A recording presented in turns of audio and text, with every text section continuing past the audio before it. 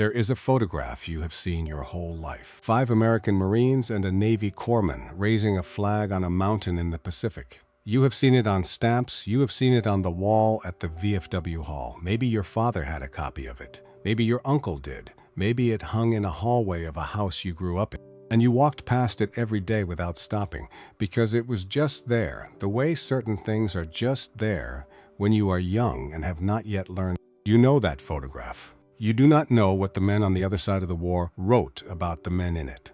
Not the men who won, the men who lost. Most Americans today know the picture. They do not know that when the flag went up on that mountain, the battle was not over. They do not know that another 31 days of fighting came after, and that more Marines died in those 31 days than in the 4 days it took to reach the summit. The picture is what they remember. The 31 days is what this story is about. For 80 years, the story of American military excellence in the Second World War has been told from one side, the winner's side, the Hollywood side, the side of the memorials on Pacific beaches and the graveyards in Normandy. In that telling, the American Marines occupy a place of almost religious certainty. Iwo Jima, Guadalcanal, the flag, the legend. But mythology by its nature hides the machinery. It shows you the result. It never shows you how the result was made. This story is not about American victory. Victory is only the end.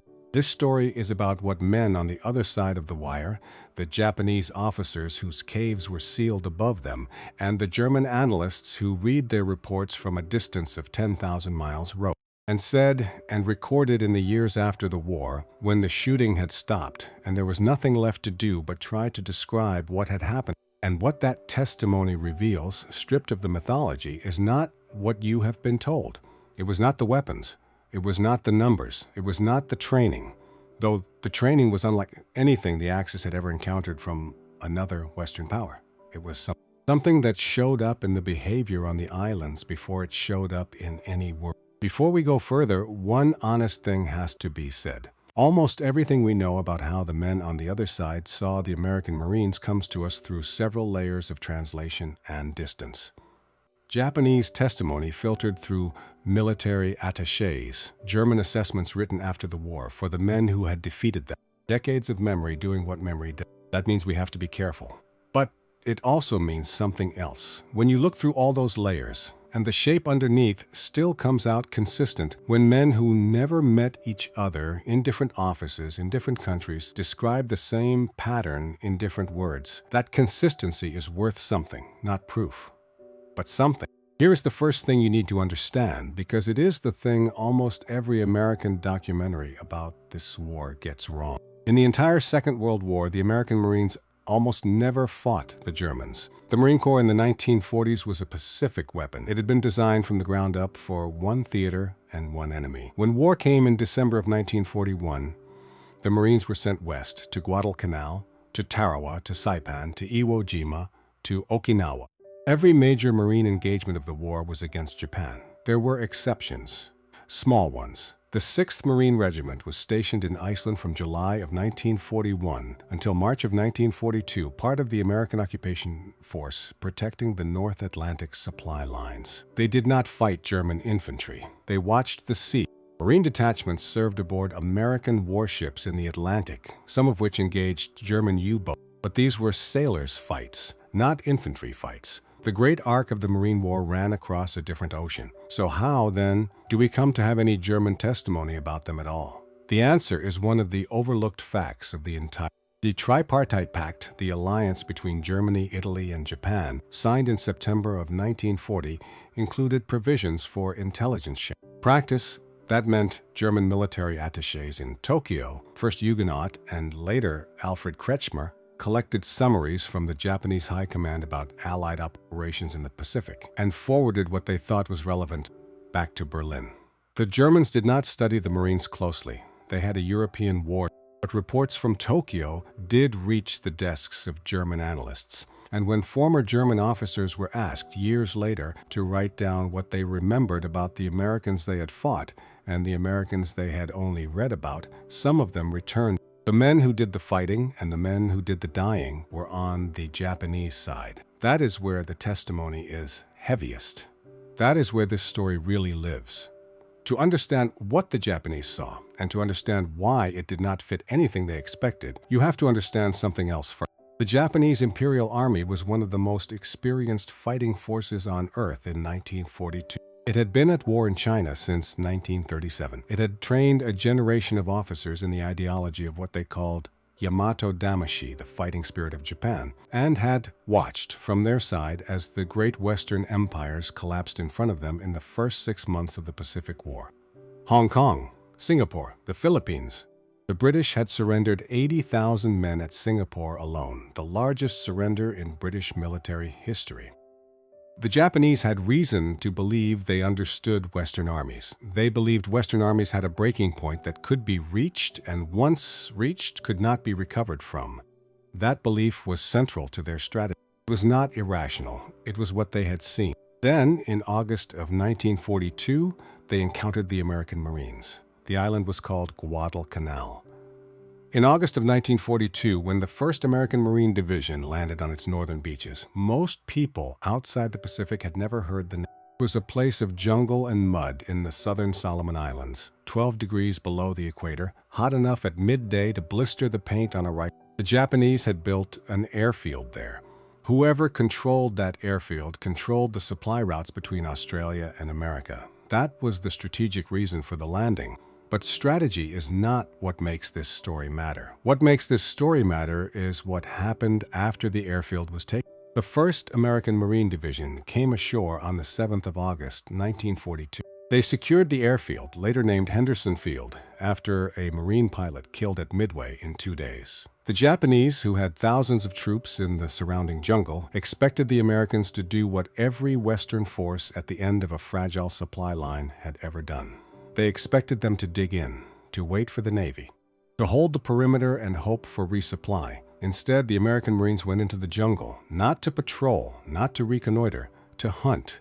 Small teams at night in terrain the Japanese had been operating in for months. The Marines moved without lights, without radios, sometimes without shoes. They used knives. They used piano wire. Japanese sentries who had been alive at midnight were found in their positions in the morning, dead, without a shot having been fired. The Japanese commanders on Guadalcanal wrote reports about this, reports that made their way through military attaché channels into German hands. What the Germans made of them at the time is not entirely clear from the surviving documents. What is clear from the memoirs and studies written after the war is that a pattern had begun that no framework of Western infantry analysis could quite hold. Among the men who came ashore with the 1st Marine Division that August, one deserves to be introduced carefully. Not because he was special in the beginning. He was not. But because of what happens to him in the pages ahead. And because his story, more than any single report from Tokyo, is the story that answers the question the men on the other side were trying to ask. His name was John Basilone.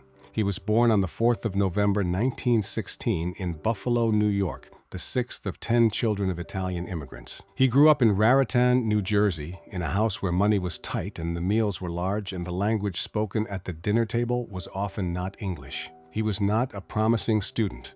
He left school at 15. He worked odd jobs. At 18, he enlisted in the United States Army, mostly because there was nothing else to do and because the pay was steady. The Army sent him to the Philippines, where he served 3 years in the Manila garrison. He earned the nickname Manila John. He was good at boxing, better at cards, and had the quiet, watchful demeanor of a young man who had learned early that the world does not owe you anything. He mustered out of the Army in 1939 and came home. He worked as a truck driver in New Jersey. It was, by every account, a life he did not particularly enjoy. On the 3rd of June, 1940, while France was falling to the Germans and the world was tilting toward war, John Basilone walked into a Marine Corps recruiting office and enlisted for a second time. He was 23 years old. He was not tall. He was not physically imposing. He had a plain, open face and dark hair and a slight, permanent squint from years of Philippine sunlight. If you had passed him on a New Jersey street, you would not have looked twice. August of 1942, he was a sergeant in Company D, 1st Battalion, 7th Marines, 1st Marine Division. His commanding officer was a lieutenant colonel named Louis Puller, 44 years old, 5 feet 8 inches tall, with a chest like a barrel and a voice that carried across a parade ground without amplification. His men called him Chesty. Basilone's battalion landed on Guadalcanal on the 18th of September, 1942. He was in charge of 2 sections of heavy machine guns, M1917 Brownings, water-cooled, weighing 47 pounds each without the truck. They were defensive weapons, meant to be dug in and fired from fixed positions. They were slow to move and terrible to carry. For weeks, nothing much happened to Company D. There were patrols, there was rain, there was malaria, there was the low, constant hum of a jungle that was never entirely, and the specific loneliness of being 25 years old on the far side of the world with the sound of Japanese naval guns lighting the horizon at night. Then, on the evening of the 24th of October, 1942, roughly 3,000 men of the Japsin Sendai Division under Lieutenant General Masao Maruyama began moving in the darkness toward the American perimeter south of Henderson Field. They were coming for the airfield. The section of the line directly in their path was held by fewer than 300 American Marines. Company D was in the middle of it. John Basilone was at his machine guns. The first shot came at 10 minutes past 10 in the evening. It came from somewhere in the tree line, and it was answered almost immediately by a Japanese machine gun, firing in short, disciplined bursts, then another, then 20, then 100. The jungle did not so much erupt as what had been silence a moment before became a wall of sound. John Basilone was already awake. He had been awake for most of the night. The men in his section were awake too. They had heard the rumors. Everyone on the line had heard the rumors. Something was coming. The first wave of Japanese infantry broke from the tree line and came across the open ground toward the American line. Hundreds of men in that first wave, bayonets fixed, coming at a run, calling out the names of their units and their emperor in the coordinated, disciplined way Japanese infantry had been trained to shout. Basilone opened fire. The M1917 Browning cycles at roughly 500 rounds a minute in sustained fire. In sustained fire against a mass attack, the water in the cooling jacket boils in less than 2 minutes. There is a moment familiar to every heavy machine gunner who lived through the Pacific, when the barrel begins to steam so violently that the gunner cannot see his target through the vapor. That moment came for Basilone within the first hour. By then, most of the first wave was dead in front of his gun. By then, the second wave had already begun. There is a detail from that night that survives in accounts from men who were there, and it is the kind of detail that resists easy telling. The water in the cooling jackets of the machine guns kept running out. The runners could not always reach the line. The supply dumps were hundreds of meters back through country that was, by then, contested ground. Basilone made hurried trips back to Puller's command post several times during lulls in the fighting. Marines who were there later said that he arrived barefoot and that he reported his machine guns were burning out from the almost constant fire, and that some of his men, when the water ran out, had begun urinating into the water jackets to keep the guns from seizing. That is the detail that survived in the memory of the battle. He went back to the line and kept firing. There is no monument for that detail. There is no plaque. It is not the kind of thing that appears in recruiting posters. But it is the kind of thing that describes something the Japanese officers who fought at Guadalcanal could not put into their own military vocabulary. They did not stop, not for lack of ammunition, not for lack of water, not for lack of men, not for the darkness, not for the dead who lay in front of their positions in mounds by the second hour, in ridges by the third, in something that the survivors could only describe as terrain by dawn. They did not stop. By first light on the 25th of October, Company D had lost most of its men. The 2 sections of machine guns Basilone had commanded were down to Basilone and 2 other Marines still standing. American 105mm howitzers, positioned to the rear, had been firing so close to the American line through the night that fragments were reportedly landing among the fort. The Japanese assault broke against a defense that would not yield ground. In front of Basilone's position, in the open ground between the wire and the tree line, the Japanese dead lay in numbers no exact count was ever made of. Basilone was awarded the Medal of Honor. He was 25 years old. If you are watching this, and you had a father who came home from the Pacific and would not talk about it, this is what he saw. Not this night, exactly, but a night like it. And this is why he could not describe it at the kitchen table 20 years later. Some things do not have words yet, even now. Here is something worth pausing on, because it is the deepest thing in this whole story, and it is easy to. The Marines who held that line at Henderson Field had been prepared for it before anyone knew there would be a Henderson. They had been prepared for it in the 1920s and 1930s, when almost no one in America believed there would be another world war. Starting in the mid-1920s, Marine Corps planners had begun preparing for exactly one war. Not a European war, not a colonial, not the kind of war the Marines had actually been fighting in the Caribbean and Central America since the turn of the century. They were preparing for a Pacific War against Japan, fought by amphibious assault across fortified island positions. Everything else was secondary. In 1934, the Marine Corps published a document called the Tentative Manual for Landing Operations. It was, at the time, the only serious military doctrine anywhere in the world for how to put a force ashore against a defended beach and take. The British had nothing like it. Neither did the Germans. Neither did the Japanese. The Marines had written the manual for a war that had not yet started. 7 years later, that war started, and the doctrine was there, waiting. But the doctrine was not the deepest part of it. The deepest part was what the training did to the men. Marine training at Parris Island in South Carolina and at San Diego in California was not designed to build strong bodies. It built them, but that was a side. The physical hardship, the marches, the obstacle courses, the sleep deprivation, the constant psychological pressure applied by drill instructors who had themselves been broken and rebuilt, was designed to simulate the experience of being at the edge of human capacity. It was designed to make the edge a familiar place, so that when combat pushed a man to the edge, he would recognize where he was. He had been there before. He knew what the edge felt like. He knew he had not broken the last time. They had prepared for a war that almost no one in America believed would come. And they never gave up the preparation. The reports from Guadalcanal ended eventually.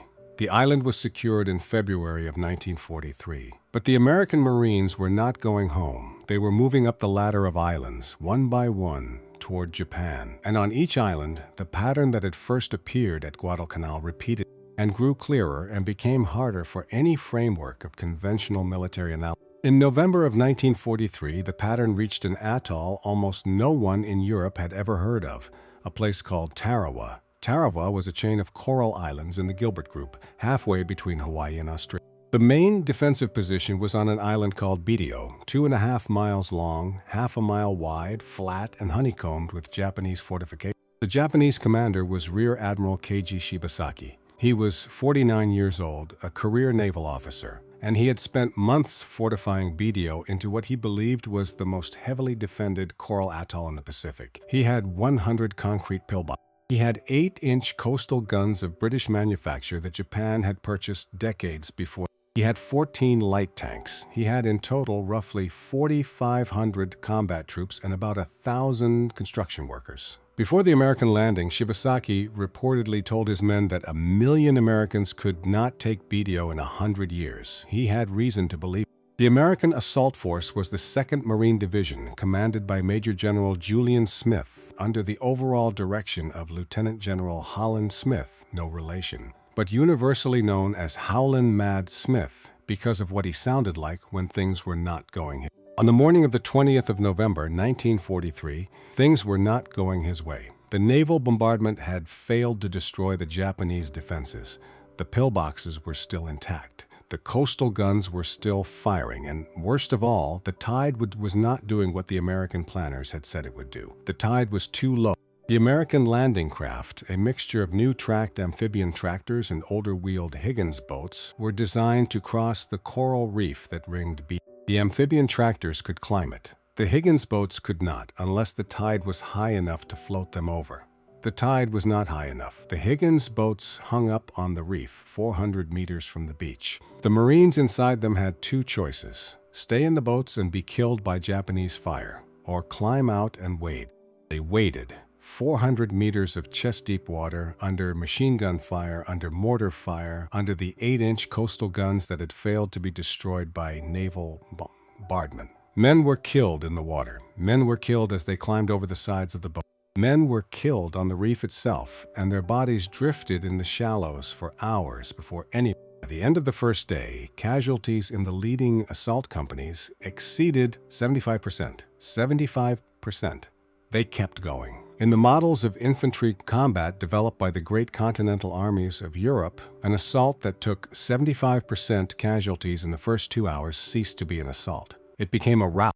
The men who were still alive dug in where they were, or retreated, or surrendered. That was not cowardice. That was the mathematics of combat. The American Marines at Tarawa did not do the mathematics. They kept going. 76 hours after the first American Marine set foot on the reef, BTO was declared secure. Of the roughly 4,600 Japanese defenders, 17 were captured alive. 17. Not 17%, 17 men. The rest were dead. All of them. Shibasaki himself had been killed on the first day when a naval shell struck the entrance of his command bunker. The American Marines had lost roughly 1,000 killed and over 2,000 wounded in 3 days on an island smaller than New York's Central Park. Later, when the Foreign Military Studies program collected the testimony of former German officers on American military effectiveness, several of them reached for words like unpredictable and disorienting, words that had no place in a professional after-action document. But that appeared in different variations in the language of men trying to describe something they had never quite seen. They recorded the pattern more than they explained it. Before Iwo Jima, before the tunnels and the flag and the winter of black volcanic ash, there was Saipan. Saipan is not the island most Americans know by name. It should. In June of 1944, the same week that the world's attention was fixed on the beaches of Normandy, the 2nd and 4th Marine Divisions came ashore on a 15-mile stretch of coast in the Mariana Islands, 2,000 miles east of the Philippines. The commander of the Japanese defense was Lieutenant General Yoshitsugu Saito, unlucky in the sense that he had inherited a garrison that Tokyo had already written off. Saipan was to be held to the last man, not for tactical reasons, for symbolic. Saipan was inside what the Japanese High Command considered the inner defensive perimeter of the empire itself. If it fell, American bombers would be able to reach the home islands. The war, in a certain sense, would already be lost. The Marines fought on Saipan for 24 days. The fighting was among the worst of the Pacific War jungle, cliffs, and hardened concrete emplacements that the naval guns could not. On the 6th of July, Saito committed ritual suicide in his command camp. So did Vice Admiral Chuichi Nagumo, who had commanded the Japanese carrier force at Pearl Harbor and had been assigned in the last year of his life to a naval garrison post on Saipan. The 7th of July, in the last hours before the island was declared secure, thousands of surviving Japanese soldiers launched what would be remembered as the largest banzai charge of the entire war. They came at American lines with rifles, with swords, with sharpened bamboo sticks. Some had no weapons at all. They kept coming. Nearly all of them died. But it was not the banzai that made Saipan into something that the men on the other side could not, in the end, digest. It was what happened at Marpi Point. On the northern cliffs of Saipan, in the final days of the battle, thousands of Japanese civilians, men, women, children, whole families, jumped to their deaths rather than be captured by American forces. Japanese propaganda had told them for years that Americans would torture and eat them. The civilians believed it. They jumped, or they were pushed by soldiers, or they were killed by their own hand grenades on the cliff tops. American Marines climbing to the cliffs found infants alive in the arms of dead mothers. The Marines could not stop it. They tried. There is footage, still in the American archives, of Marines standing at the base of the cliffs with interpreters shouting through megaphones, begging the civilians not to jump. Most jumped anyway. The Japanese reports that reached Tokyo after Saipan described something that had not appeared in earlier documents. Not fear of the Marines, not admiration, something more disturbing. A recognition that the war the Japanese had been fighting was not the war they had thought they were fighting, and that the men on the other side of it had come further than anyone had predicted, faster than anyone had modeled, and were now within reach of the home islands themselves. The analysts in Berlin in the summer of 1944 had a European war to. They did not spend much time on Saipan, but the pattern from Tokyo, a pattern now 3 years old and unmistakable, was in the files, waiting for someone after the war to try to explain it. And that brings us, finally, to Iwo Jima. The name means nothing in English. In Japanese, it means Sulphur Island, a small volcanic rock in the middle of the Pacific, 8 square miles of black sand and ash, and a single dormant volcano called Mount Suribachi at its southern tip. You would not have seen the man who was building it into a tomb. His name was Tadamichi Kuribayashi. He was 53 years old. He was a lieutenant general in the Imperial Japanese Army. He was small, quiet, and by the standards of the Japanese officer corps, unusually thought. He was also one of the very few senior Japanese commanders who had lived in the United States. From 1928 to 1930, Kuribayashi had served as a military attaché in Washington and later in Canada.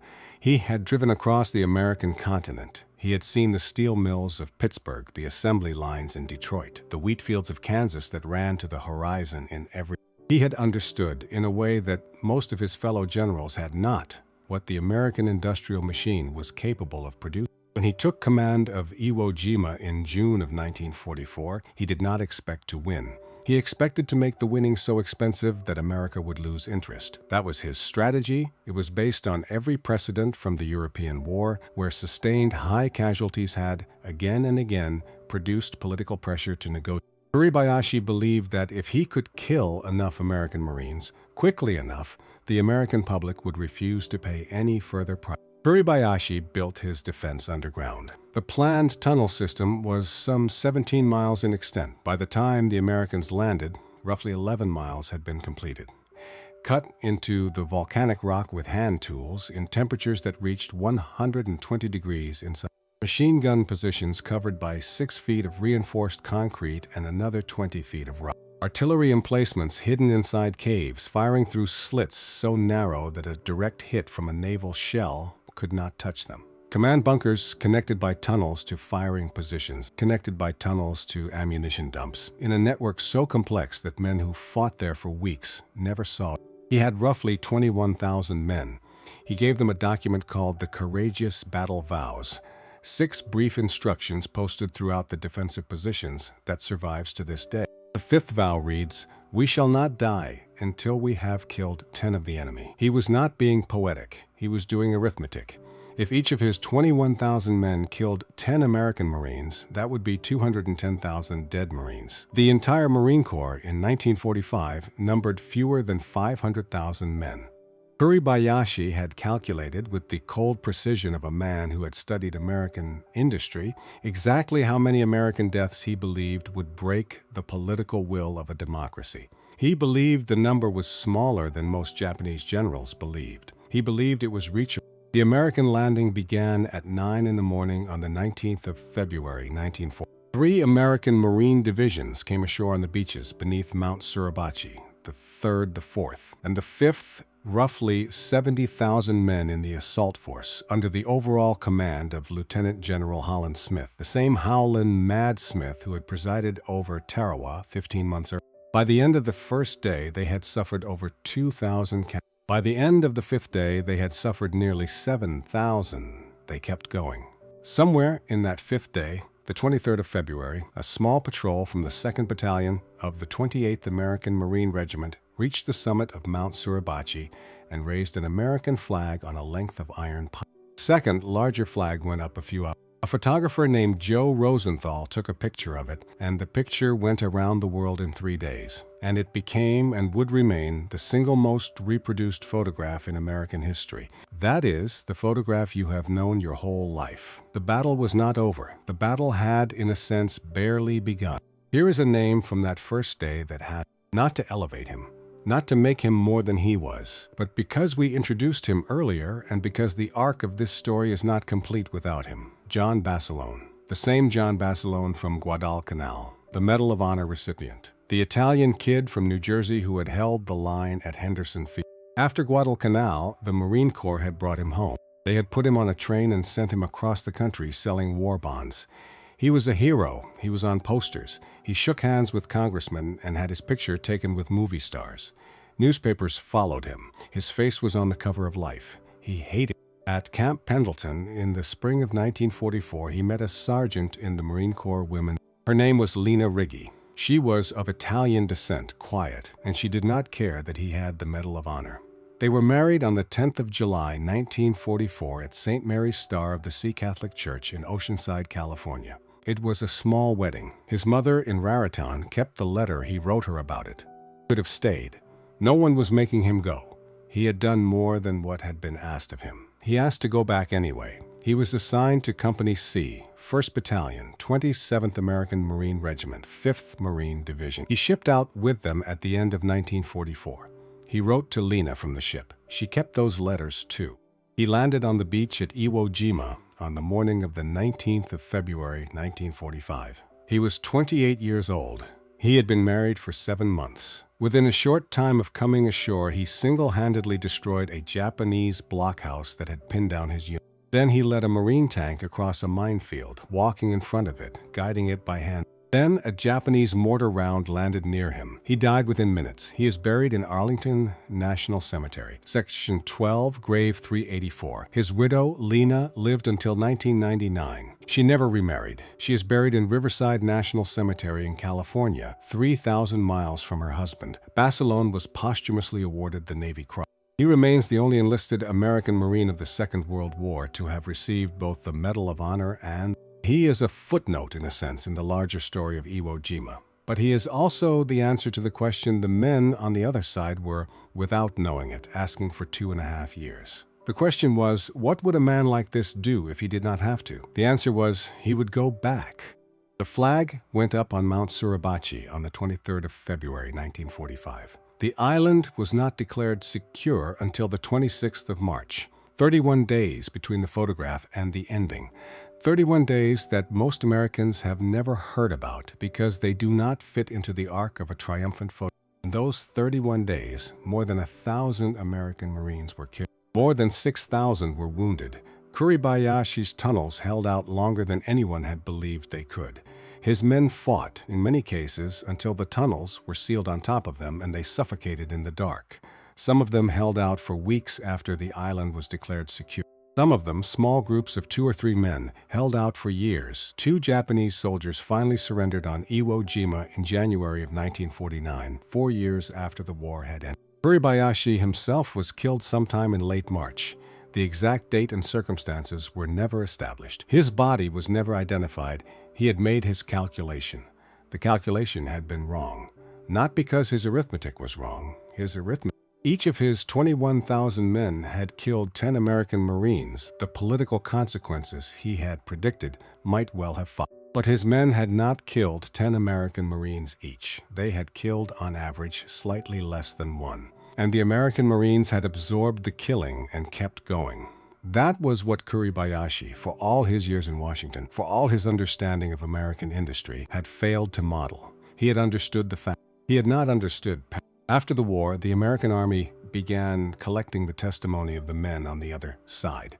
The program was called Foreign Military Studies. It ran from 1945 to 1959. It produced in total more than 2,500 separate documents written by former German officers ranging from lieutenants to field marshals. Almost none of them had ever seen an American Marine. The American Marines had fought in the Pacific. The German officers had fought in Europe. There was no overlap. But when the German officers were asked, in general questions about American military effectiveness, to distinguish between American formations, Army, Marines, airborne armor, some of the answers began to fall into pattern. The Army was assessed as competent, adequately trained, well supplied, roughly equivalent in most categories to the German infantryman. The airborne was assessed as elite, highly motivated, comparable in a few respects to the German Fallschirmjäger. Several senior former German officers, when asked to distinguish between American formations, spoke of the Marines in terms that set them apart, not necessarily superior in every dimension, not the best trained, not the best equipped, not the most experienced, but different in a way that unsettled the men writing the assessment. Few offered anything close to a satisfying explanation. They recorded the pattern more than they explained it. That is what the documents show. Not a chorus, not a legend. A handful of men working from a distance, noting that the reports from the Pacific did not fit anything their training had prepared. Now we come to the honest question that this story has been circling since the first sentence. What was it? What did the men on the other side see and record and continue to circle for the rest of their lives? There is a temptation at this point to reach for something grand, to say that it was the American spirit, or the culture of democracy, or the fighting genius of a young republic. Those are the sentences that end most American documentaries about the Second World War. They are not the sentences this story is going to end with, because the actual answer, based on the actual documents, is smaller and harder, and in some ways more sobering. The Japanese and the Germans had good doctrine, in some cases brilliant. But almost all of it had been written after they had already begun fighting and revised in response to what they had learned. The American Marines had written their doctrine before the war. They had prepared for a war almost no one in America believed would come, and they had never given up the preparation. Not during the peacetime budget cuts of the 20s, not during the isolationism of the 30s, not when the Marine Corps itself was, twice, nearly disbanded. They wrote the tentative manual for landing operations in 1934. They wrote the Small Wars Manual, refined through the 1930s and issued in its most complete form in 1940. They wrote training programs at Parris Island and San Diego designed to produce a specific kind of man at scale for a war that had not yet been declared. Then they held that system in place, without fashion, without deviation, for 2 decades. When the war came, the system was ready. That is not a story about courage. That is a story about institutional patience. It is not thrilling. It is not the kind of thing that makes a good recruiting poster. It is not what the movies show you, but it is what the document. And it is, in the end, the only explanation, the enemy testimony. There is one last thing. There is a silence in this story that goes both ways. The men on the other side never quite found the language for what they had encountered. That is one silence. It is the one we have been talking about for an hour. But the men on the American side did not talk about it much either. The Marines who came home from Guadalcanal and Tarawa and Saipan and Iwo Jima came back to a country that celebrated the flag on Suribachi and did not want to hear about the 31 days that came after. So they did not tell. They went back to Raritan and Oceanside and towns you have never heard of, and they became mechanics and postmen and salesmen. And they sat at kitchen tables next to wives and children, and they said almost nothing about any of it for the rest of their life. The losers could not name what they had seen. The winners would not name what they had done. That is the shape of the record. 2 silences facing each other across an ocean. Whatever the American Marines had been in those years on those islands was consistent enough in its outlines that even the imperfect record of the losing side could not disagree. They were not fearless. Every account we have from the Marines themselves makes that clear. They were afraid, they were tired, they were young. Many of them at Guadalcanal and Tarawa and Saipan and Iwo Jima wanted very badly to be some. But they had been trained and retrained and broken and rebuilt until the calculation that stopped other soldiers did not stop. Perhaps the absence of a word for it was itself the point. What the men on the other side had encountered was not a mystery of the soul. It was the result of decisions made in peacetime, in a small building in Quantico, Virginia, by men who would never see the islands where those decisions were tested. Doctrine written before the war. Training programs held in place through the years when they were easy to abandon. A quiet institutional insistence that a certain kind of man could be built on purpose by design. The men on the other side read the reports. They wrote in the margins. They filed the folders. They never quite found the word. The American Marines did not need. They had done what they had come to do. If you drive through Arlington National Cemetery and you follow the path past the Kennedy graves, and you continue on towards Section 12, you will find a stone that looks like every other stone. Grave 384, John Basilone. Gunnery Sergeant, United States Marine Corps, 1916. There is nothing on the stone about Guadalcanal. Nothing about the machine gun that would not cool. Nothing about the boy from Raritan who came home a hero and asked to go back. There is only a name and 2 dates and the seal of the Marine Corps. That was enough for him. That was, in the end, enough for all of them. If your father was one of them, you already knew that. If your father was one of them, this was for him. Semper Fidelis.